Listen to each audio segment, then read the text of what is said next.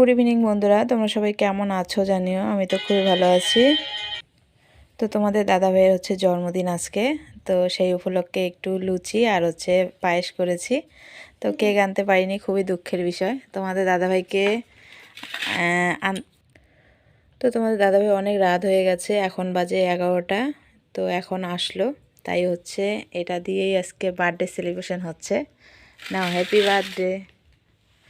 তো এই যে, তো লুচি আর পায়েস দিলাম, এর থেকে বেশি কিছু করতে পারলাম না, খুবই দুঃখিত আমি।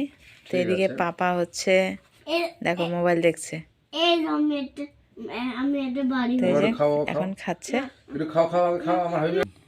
তো বন্ধুরা, কেক তো খাইয়ে দিতে পারলাম না, তো একটু পায়েস আর লুচি খাইয়ে দিব।